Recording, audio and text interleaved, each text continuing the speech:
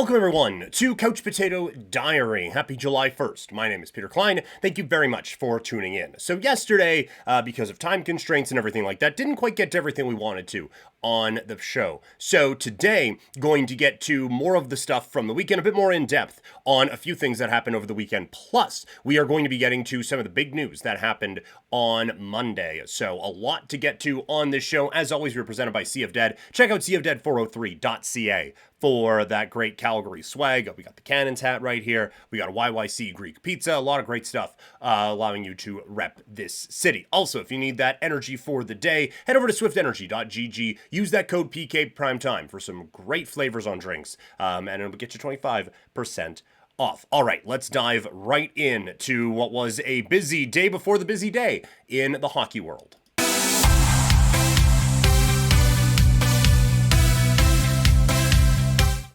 So, the NHL, the free agency big day is always July 1st. Except for this year, when apparently it was just June 30th, because all of the moves happened on this day as a lot of big things went down. So, not envious of those who have to do the 6-hour marathons that are free agency day or anything like that. But the big news is Mitch Marner, as the biggest free agent, is off to one of the biggest spenders generally at this time of year in the Vegas Golden Knights. It is a sign and trade that allows Marner to go to Vegas for that extra 8th year at $12 million a season. So just a hair under $100 million on the contract. Obviously, you love this from a Vegas standpoint, to be able to bring in Marner and have in your top six, Eichel, Stone, Marner, Hurdle, and then name a couple. That is a very high level group to be going into this with. And so obviously, a huge moment for the Vegas Golden Knights. And you kind of knew something like this was going to happen coming off of a series loss against Edmonton where goal scoring was a bit of an issue. Now, if you are going to be looking at postseason performance and Mitch Marner, yeah, it's going to be a quick Google search, that's for sure, if you're looking for positive things. Anyway, but this does take some of the pressure off of him. He also fits the Vegas style, where like he can kill penalties. He can go out there on the power play. He can put up goals for this team. He does, I think, fit this identity of this Vegas Golden Knights team. And again, you are seeing their dedication to bringing high-level hockey players out to Nevada it's second to none right now with what they are doing. So I think that this takes some of the pressure off of him. I think that if there are losses now in Vegas, it is not going to be the same type of light that they were under if it was Toronto, quite frankly. So I think that kind of checks the box for him. It keeps him with a competitive hockey team, and it makes Vegas, like you look at the work that Edmonton's going to have to do, and we'll get to Edmonton here in a second, but you look at the work that Edmonton is going to have to do now, and the work that Vegas has done. I think it puts Vegas now ahead of Edmonton in the pecking order in the Pacific Division. It is a sign and trade, so going back to Toronto is Nicholas Waugh, as he's at 15 goals, 16 assists. It's a $3 million cap hit with a year left on it. It's a strong depth forward option for them and should help out in that way. That they also bring in Michelli, who has some interesting playmaking abilities, so they have found a couple of depth options. And as we'll talk about here in a second, they might need a few more of those because the high-level opportunities are dwindling away. So we'll talk about that here in a second. Back on the Vegas front, though, apparently they're not done, as they have found their way to being the front runner and maybe the only runner in the Rasmus Andersson sweepstakes. He says, according to reporting, I believe it's Pierre LeBrun who has this, Rasmus Andersson, he doesn't want to go anywhere but Vegas and isn't going to sign an extension anywhere but Vegas, as he is just copy and pasting the Noah Hannafin playbook. So it puts the Flames in a tricky position, because if you look at the futures for Vegas, there just aren't any. The Flames already have one of them in the draft pick next year. And in terms of prospects, we went over who these guys have as their main forward group. You don't get that while also getting a cupboard full of elite level prospects. That stuff doesn't happen. So it is it's going to be tough for the Flames. They're either going to need to get a third team involved, which normally only happens for salary purposes, but this might have to be just a legit 3-team trade if they want to get back what they feel like is worthy, or this is not going to be the deal that Flames fans want.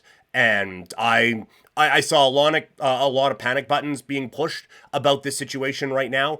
Situations can change, but yeah, it doesn't look awesome for the Flames at this particular point. And for Vegas, if you're wondering how they make it work, Pietrangelo with the statement today, that did not seem like a human being that's going to continue playing hockey for a while. So all of a sudden, a lot of LTIR opening up with the Vegas Golden Knights. So why must the Toronto Maple Leafs now get maybe a little bit creative if they want to make a couple of big splashes in free agency? Well, the trio of big ones coming from Florida that we thought the Panthers could keep one, maybe two of, all three are sticking with the two-time defending Stanley Cup champions. Marchand signs for 6 years at $32 million. Ekblad signs for 6 years with a 6.1 AAV. And Bennett does an 8x8. Look, the last couple of these seasons are going to be rough. And I would suggest, at some point at the back part of this, Brad Marchand puts out a very similar statement to Alex Pietrangelo. And all of a sudden, that's an LTIR number right on the bottom of someone's Puckpedia page. Because, I think that he has done a phenomenal job of evolving as he follows along the aging curve, and I think that he is a very smart hockey player, but the NHL's the NHL, man. Like at 43, I don't know.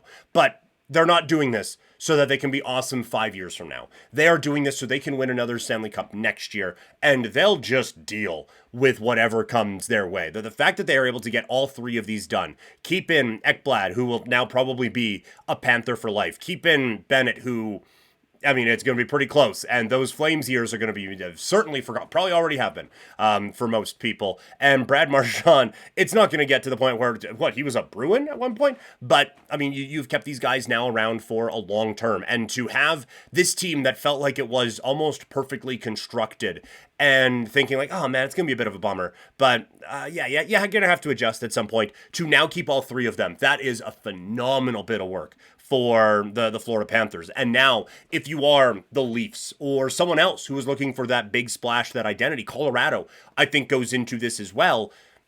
This doesn't help. And all of a sudden, Brock Besser's agent, very happy with how things are going today.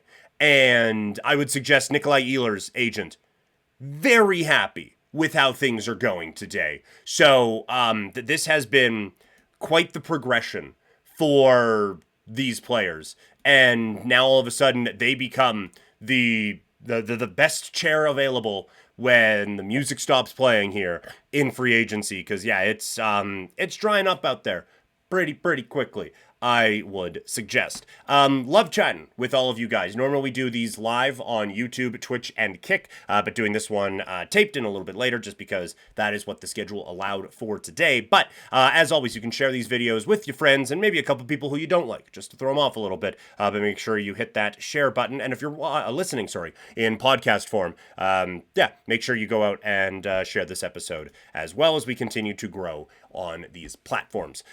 Other big news out in Canada as Evan Bouchard is staying with Edmonton for some big money as he signs a 4-year deal worth $10.5 million a season. That is 100% the value that Bouchard provides on offense, and it's about 30x what he provides on defense. They had to do this one. There is no way you get to within a game and 2 games of the Stanley Cup final and have already the losses that they have and the adjustments they're going to have to make, and let this guy go and think that you have made your hockey team better. It's too many things you have to check off. And is this probably too much for Evan Bouchard? Yeah. It is. It takes some of the pressure off of Darnell Nurse, who no longer has to be the highest paid player on the Edmonton Oilers blue line. But, I mean, look, he is at his elitist levels. Evan Bouchard is phenomenal, and he is worth this money. But a couple of those defensive plays, and it's like, God damn, that's 10.5, huh? this playoff run was big for him to get this and to justify it because of how well he did play through 3 rounds without Ekholm. I do think he turned into a pumpkin at some point, but it was good for him to show that. It is such a high cap number, and I get the cap's going up, but generally with the cap going up, you want that to allow you to better your team instead of, well, we were able to keep everything the same, and we still don't have a trophy, but it'll be fine. I guess they do technically have a couple trophies from the West final, but this is... It's a move that it stings, but it is a move that I think you absolutely had to do. And one more that came down. Andrei Kuzmenko, is sticking around with the Kings. It's a 1-year deal. That makes all the sense in the world to kind of keep him motivated. He turned this LA Kings team around, and he was a dynamic that changed on the offensive side that made the Kings look like they could be a bit of a juggernaut in the West and on the run that they went on and through the first couple of games against Edmonton, but then one failed clearing attempt, one bad challenge, and all of a sudden the Oilers are on a roll and they couldn't stop them. But this was an important piece of that. And look, when he left Philly at the deadline, it was almost signed, sealed, and delivered that guy was going to be under a KHL contract next year. So for him to help out, for the Kings to utilize him in the way that they did, all of it makes a ton of sense. So keeping him around, I think, made a whole lot of sense as well. Reminder, if you are watching this, you can get these podcasts up wherever you get your podcasts, including Spotify and on Apple. We did cover a couple of the big headlines from the NHL draft, but there was a few more things that I wanted to chat about on this day. So let's break down some of the other big moves from the NHL draft.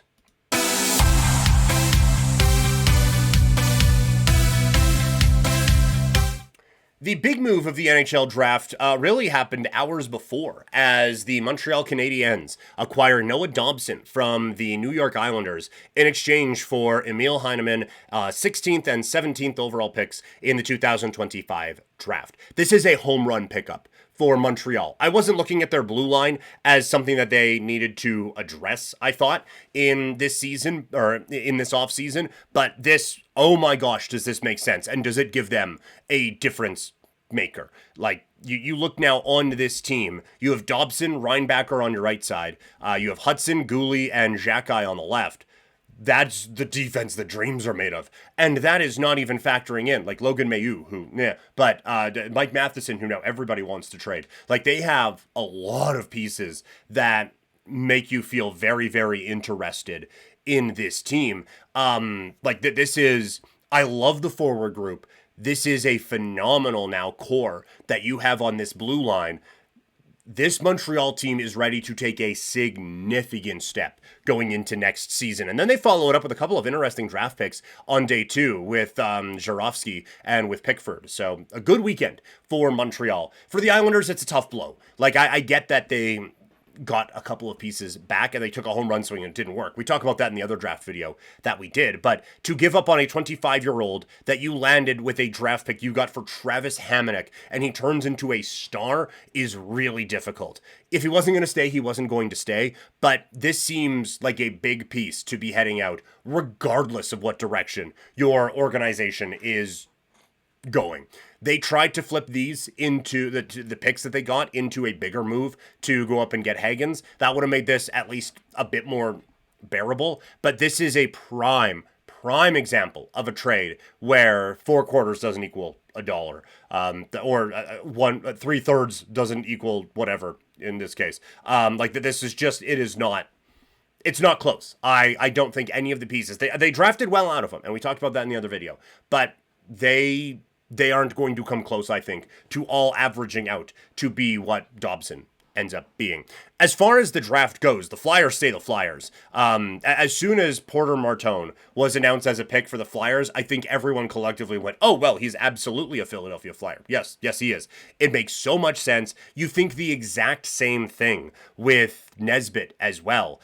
And look, I don't know if either of these guys ends up being like a superstar or like a major difference maker or anything like that. But this feels like the type of draft that when things turn around in Philadelphia, you look back on as the oh man, that draft really helped turn the tide. Or even the last couple of years. But like both of those guys feel like they fit the style of what the Philadelphia Flyers traditionally are.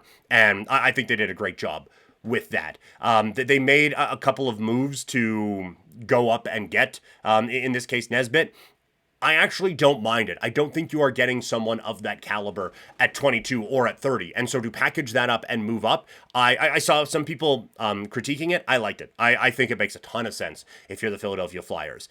I am a little cautious on Brady Martin going to the Predators. If it hits the best case scenario, that is the type of player that cultures are built off of and the type of player that fan bases just absolutely love. But like we saw Sam Bennett here in Calgary, yes, it is going very well right now out in Florida, but we saw it doesn't always, like sometimes it takes a little bit of time for that to entirely click. And so like when you are doing the just dog type of a thing, it's different going from junior to the A to now the NHL. There are gaps along the way. And so look, if it works, that's great. Like if this one hits, then this will be like okay, that guy can play in the Stanley Cup final that we just watched. Like that's the best case scenario, is he can be an impact player in a championship series. But I do sometimes worry about, well, he has that one trait that one guy in that one series had, so we're going to take him. I worry about taking those guys early in drafts. Anyway, but the boomer bust pick of the weekend was Roger McQueen going to the Anaheim Ducks. The talent is all there. And like if you just put on the tape of this kid, my word, that this is a top 5 pick that the Anaheim Ducks just got. And so the injury things, they can always go a couple of different ways. It's a back injury, so that is really concerning. Like those tend to not just, and look at that, now I'm better. Like that tends to be something that lingers with you for forever, especially if you are a 6'5" human, as someone who is close to that. Obviously, he is in better shape, but those are things that can just kind of stick with you. And if you've ever had any kind of a back problem, it affects basically everything you do as a human. So that is a little bit on the frustrating side and a little bit on the risky side. But if it hits, then unbelievable. And so we have had these times where you look at it and you go, well, yeah, they drafted a kid with a back injury. What did they expect was going to happen? But we also have times where you look back on a draft like 18 months from now, and it's like, how did he go there? That's right, he had a back thing. That hasn't really flared up. Hey, as he's the second line center on the number 2 team in the Pacific Division, So like there is a really, really good opportunity here for Anaheim. It's the type of boomer bust pick that you can make, I think, when you have a young core that is already looking like it's going to be pushing for contention now in the Pacific Division, and with a team that is expected to be aggressive, albeit with options that are less so. But they would have been in big on Marner, and I wonder if there is now an overpay coming for an Ehlers or for a Besser from the Ducks, because they feel like they're ready to go all in. The Pittsburgh Penguins take a bit of a reach. I like Ben Kindle a lot. I think the world of him as a player, and I think if it works, you see all the ways that it makes sense. But honestly, when we were talking about it from a Flame standpoint, it wasn't a high degree of likelihood, but there was a couple of times, like there were some mocks that had him in the second round. And so when we were talking about like, hey, who could realistically be there for the Flames, it was a name that you at least thought about at 32. Like, look, if there's a slide, it could be him and it could get down to 32. So the fact that he went before the Flames picked at 18 was really surprising. I thought Calgary was going to have to make a decision on the hitman player. You like a lot of the traits and a lot of the characteristics. And I have said before, like, he is a touch on the undersized side of things. And so you do, like I just said, with the Preds pick, with Martin, that being the undersized, just uber competitive guy, your results vary when you go from junior to the A to the National Hockey League. Like that gets harder as you go along. I think he has the hockey IQ, the sense, and just the competitive nature to be able to, whatever boxes he needs to check, he's going to be able to do it. But I don't know, like, you are banking on so much best case scenario when you're drafting a kid like that, where they did at 11. So I think it is I think that it is like one where if best case scenario hits, this looks like a golden pick, but it has to, for this to look even like a good selection. They make a couple of more moves with Zanon and Horkoff as well. And it's funny, like it's Kindle and Nesbitt are one pick apart. Now, there's no world where, like, you make the trade with Nesbitt and like you make the pick and then are able to make this trade with the Flyers because that's who the Flyers wanted. But just in that world, you could have made that pick with Nesbitt, and if you could trade down again, there is still a chance you got Kindle later. But I see, obviously, you see why they didn't. Obviously, that scenario requires a couple of logistical leaps along the way. If you're looking for high-end talent, there is an opportunity to get it there, but it is more likely than not that they drafted a middle six kid. And again, I like him a lot. It sucks that I have to, like, talk about it this way. But, like, going into this draft, like, he was someone that I was expecting someone to get him at, like, 20. It's like, man, they got one of the steals the first round. I really like this kid. And then you see you go at 11. It's like, well, not that much. So we'll see. Things are always changing around at Couch Potato Diary, so make sure you follow me on social media. I'm at Primetime Klein, basically everywhere. A couple more quick hitters here. The Detroit Red Wings take a big shot with Bear at 13. You like all of the different pieces that he can put together. The mild tear in the Achilles, that concerns you for sure. We've seen a lot in hockey that can affect things now. So there are obviously some concerns that go along with that after watching the basketball playoffs the way that it has. But everything there, it feels like a really good value pick for the Red Wings and just another smart kind of stocking the cupboards move, as this team is another one that looks to get competitive. The Sabres have a bit of an interesting draft. They go with size and right shot defensemen with Maturka and Bedkowski. I would have understood if they would have gone McQueen or Bear because of the need for forward. I still think it's a strong move. Like, right shot D is basically an organizational need at this point. It seems like Rasmus Andersson to Buffalo maybe isn't going to be the dream that a lot of us had. And so you try to maneuver things in their way. And so they have gone with size and right shot defensemen. So I think it's a couple interesting picks for the Sabres. Jake O'Brien, I think it's a really solid ad for this Kraken group. They are waiting for one of their forwards to really hit in a big time way. Beniers did for a moment there, but they're going to need either this kid O'Brien, who feels like it's a really solid potential ad, or someone to hit pretty soon for this group to start to take the steps that they want. I really liked what the Vancouver Canucks did with Coates. I know that there are going to be some concerns about the offensive production going from the dub to the NHL, but again, I just feel like the high motor, the high compete, and all of those things, he's going to be someone who finds his way into a middle six role, I think, for the Vancouver Canucks and be just a real productive depth member for this team. And I think as they go in all sorts of directions, look, I got quite a few Canucks fans upset at me about the Evander Kane one, so this is a different one. I think you did well with this pick. So kudos to you on that one. And lastly, Brustevich going to the Kings. Henry Brustevich. I feel like it's a great value pick for the Kings and a very, very just kind of smart. We're at the end of the first round. Yeah. Pluck that kid out there. That feels like the type of like lottery ticket that you take at the back part of the first round. There are a few other big headlines from the NHL draft. Covered those on Couch Potato Diary on Monday. Let's move now to the world of basketball, as we had a lot of free agent news coming from the NBA over the last little bit. So let's dive in with some pretty substantial moves happening in basketball's free agency.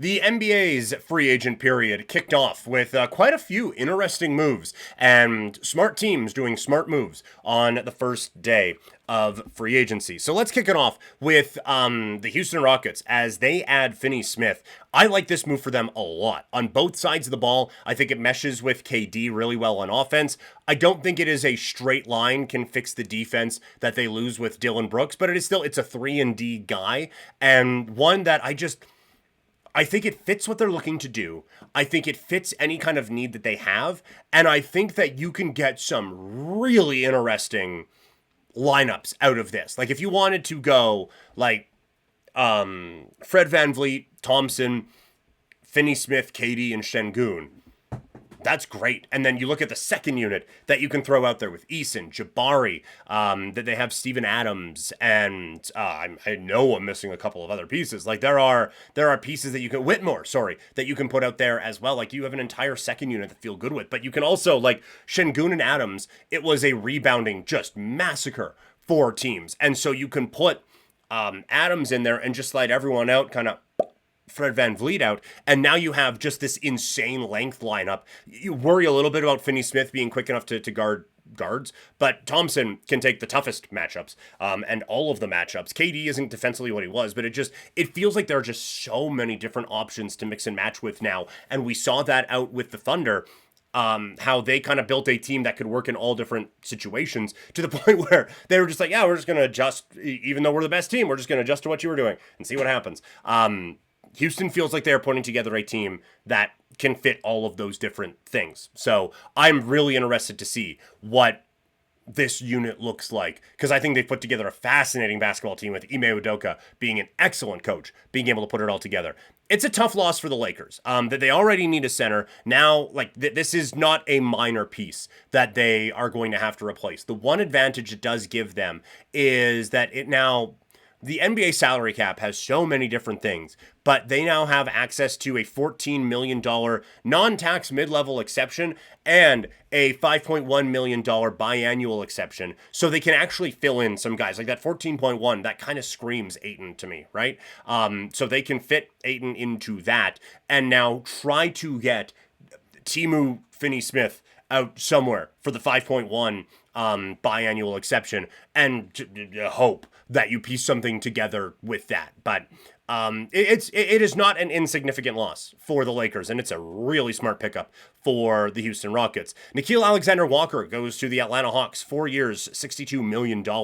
A strong offseason continues. I think this is maybe it feels like a touch of an overpay. I think if I like actually took a beat to look at some of the other contracts that are out there, it probably is in line with a few guys who are around his talent level anyway. But if you don't look at the contract part of it and just look at the roster, like they are building something here with, again, starting unit, depending on health and what you want to do, with Trey, Dyson Daniels, Jalen Johnson, KP, and Okongwu. You have Risa Shea in there as well. Now Nickeil Alexander-Walker with just over $15 million coming off the bench, being productive in that sort of a way as well. I think that maybe you would want a little bit more productive depth that you can throw out there, but as far as starting sevens go, that is one of the better ones you can put out in the Eastern Conference right now. The Denver Nuggets make a couple of big splashes as they trade Michael Porter Jr. to Brooklyn for Cam Johnson.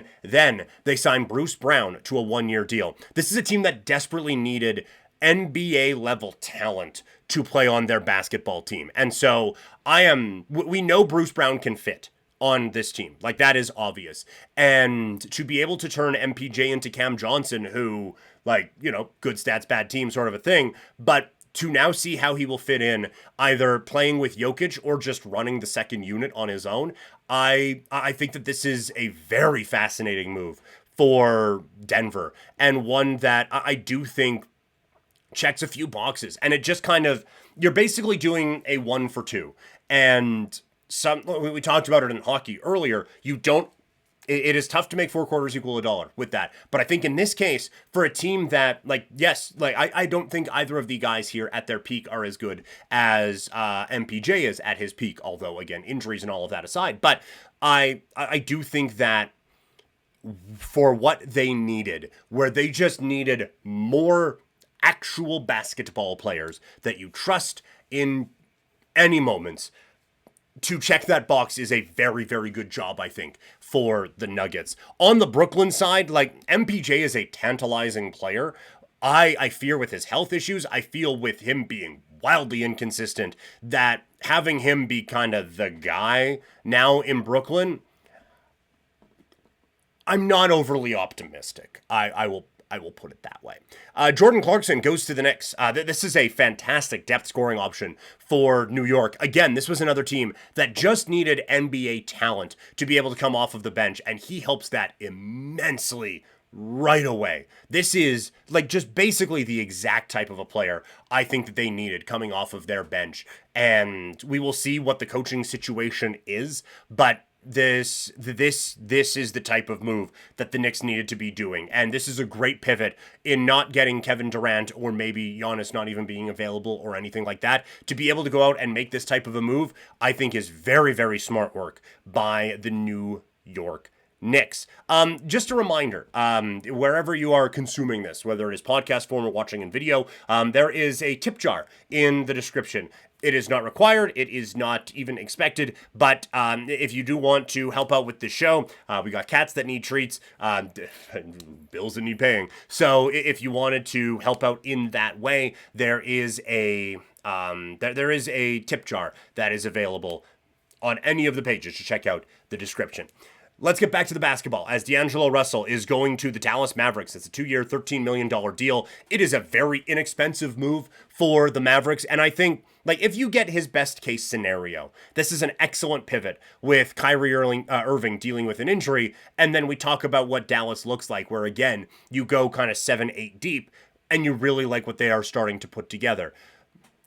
If the bad D'Lo shows up, this can be a little bit tricky when you are kind of handing the keys of the car to that guy. And by the way, Cooper Flagg is the most important prospect we've had in a little bit. And the last important prospect that we had took us to the NBA Finals, and we traded him for no good goddamn reason. But this kid's kind of important to making people forget about that other one. So if you could not screw this up entirely, that would be great. And that is a lot to put on D'Angelo Russell, and to just hope that there is some consistency that finds its way through there. A couple other moves that caught my eye. Ty Jerome to Memphis, 3 years, $28 million deal. Maybe a little bit more offensive responsibility with this team than he had in Cleveland, but there were some real sparks in Cleveland that looked very interesting. And so I'm interested to see what he does with more responsibility and a little bit more weight on the shoulders, given Memphis, the moves that they have made here this offseason. Luke Cornett adding some really good forward depth for the Spurs. 4 years might be a little bit long, but 4 years, $41 million, I think it's fine. It is a good depth move for them, behind Victor Wembanyama, who we are all expecting to be back, living like a monk now, apparently. But, I mean, you look at him and you are it would not take a whole lot to say, oh yeah, no, there could be health problems here. So some very, very strong usable depth going behind him. Brook Lopez to the Clippers, a really good depth center signing behind Zub, and something that can kind of help a second unit out there for the Clippers. If nothing else, it is 5 more fouls you can throw at Jokic in a playoff game. And Karis LeVert goes to the Pistons. They're dealing with a unique situation, as Malik Beasley was a pretty strong secondary option for them. Now he's involved in a gambling scandal, and so that's not a contract that's going to be happening for them. I was higher on Beasley than some, but I'm also very high on LeVert, and I think much higher on him than others as well. But I think this is a very good pivot, pretty good counter to what was happening with a couple of their bench players. So that is the story from NBA free agency. Keep it locked here on Couch Potato Diary. Make sure you hit that subscribe button, as we're going to be breaking down a lot more from basketball's offseason as some of the big moves keep happening. Let's now put a bow on this show today. Again, those were some of the big things that I wanted to get to. There's still more in the world of combat sports that I wanted to address today, but it's just, again, clock not on my side today. So, a lot of the stuff, we're going to have more UFC recap coming up on Wednesday. We're going to have more wrestling reactions coming up on Wednesday as well. That is probably going to be a mega stream. It is going to be coming your way at 10 a.m. Wednesday morning. So for those in Canada, enjoy the holiday. For those in the States, enjoy Tuesday. Check out seaofdead403.ca. We got the Cannons hat, even if you're not from Calgary. Like, it's a cool hat.